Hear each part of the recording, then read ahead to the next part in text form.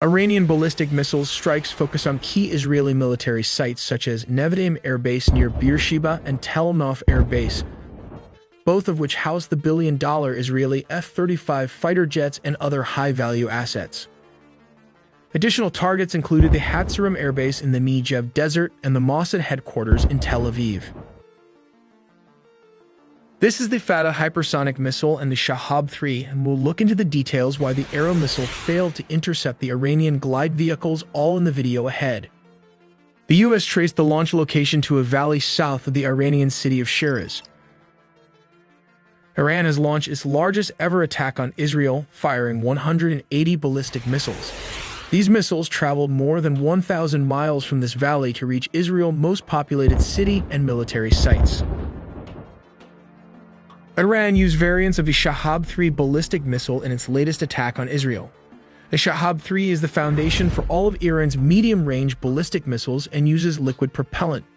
It can carry a warhead weighing between 760 and 1,200 kilograms, which translates to 1,675 and 2,645 pounds. How it works. Step 1.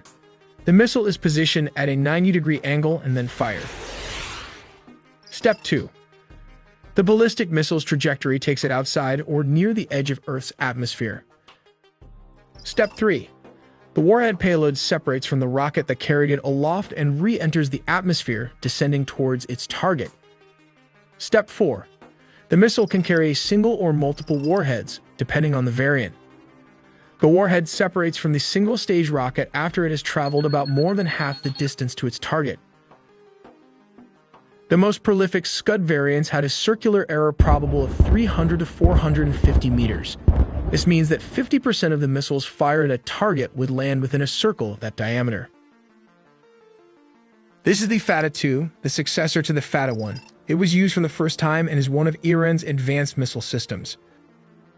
This missile is equipped with a hypersonic glide vehicle. Inside it is the warhead, which detaches and allows the missile to maneuver and glide at speeds between Mach 5 and 10.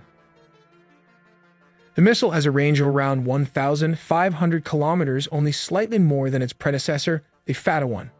What sets it apart from other ballistic missiles is its ability to accelerate outside the Earth's atmosphere, while its aerodynamic control surfaces enable steering to evade the famous Arrow missile's defense system made by Israel. But first, let's look at what is a hypersonic missile. Hypersonic missiles are a challenging technology to master because they are so fast that if the U.S. launched a Scramjet missile, it could reach China in just 18 minutes, traveling at speeds of Mach 5 and above. These Scramjet engines collect oxygen from the atmosphere as they travel, mixing it with hydrogen fuel to create the combustion needed for hypersonic flight. Meanwhile, glide hypersonic vehicles like the Chinese Dongfeng 17 became the first to integrate into production with conventional and nuclear warheads. They are also designed to target U.S. aircraft carriers, as they can change their trajectory mid-flight. This U.S. Arrow AGM hypersonic weapon is a missile within a missile which pops out its cover and uses only the glide vehicle kinetic energy as a weapon, and not to forget the Russian hypersonic missile like the Kinzhal. To qualify as a hypersonic missile, it must possess 3 key attributes: speed, maneuverability, and accuracy. Let's look at speed. As we all know, Mach 1 represents the speed of sound, which serves as our benchmark. To better understand this, let's make a few comparisons. Commercial airliners, for example, fly subsonically, just below Mach 1. In contrast, modern fighter jets can travel supersonically, reaching speeds of Mach 2 or 3. When we refer to hypersonic speeds, we're talking about anything Mach 5 and above. Space shuttles are an example of vehicles that travel hypersonically, often reaching speeds between Mach 20 and 24. But these can travel only for short distances at this speed.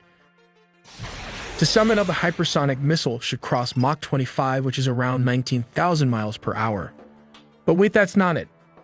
Hypersonic missiles should also have the capability of covering vast distances, such as from New York to Russia or from China to Texas and vice versa.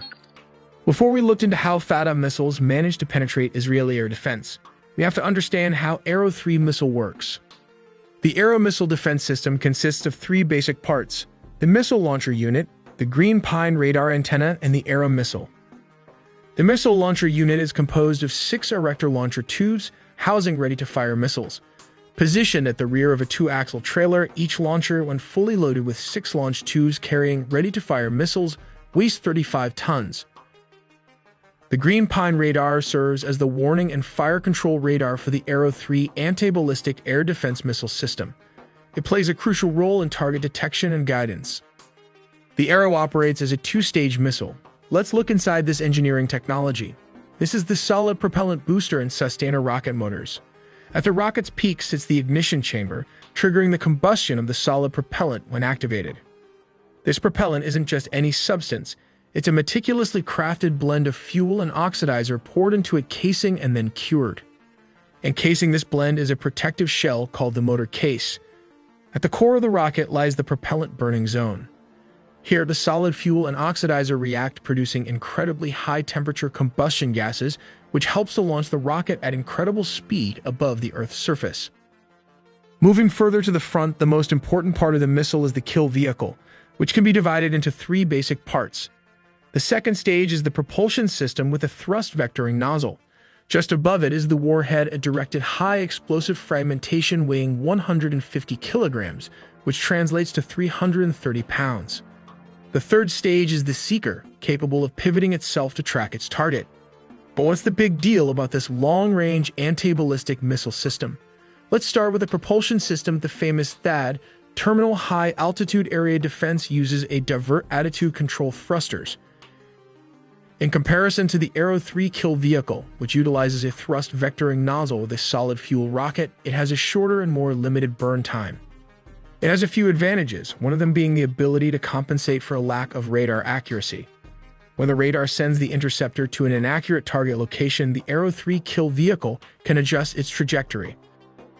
Since intercontinental ballistic missiles travel at very high speeds, the kill vehicle must change its trajectory based on newer, more accurate radar data from its seeker.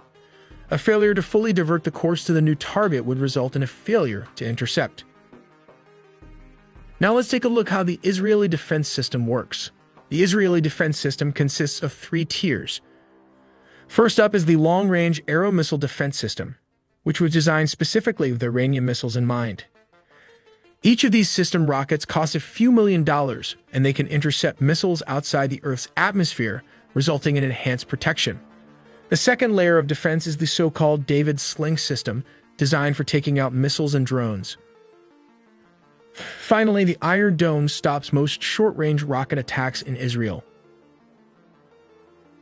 Let's take a look at why the Iron Dome failed to intercept the Iranian ballistic missiles. Apart from discussing the multi-layered missile defense system, the Iron Dome itself has a range of around 40 miles, while the David Sling can intercept ballistic missiles up to a range of 180 miles. The top-tier Arrow anti-ballistic missile systems can target threats up to 1,500 miles away. According to reports, 180 ballistic missiles, which are possibly hypersonic as claimed by the Iranian Revolutionary Guard, were launched. Although the Arrow missile defense system successfully intercepted many missiles before they reached Israel, many still got through. The main problem behind the failure to intercept was after the detachment of the glide vehicle from the launcher.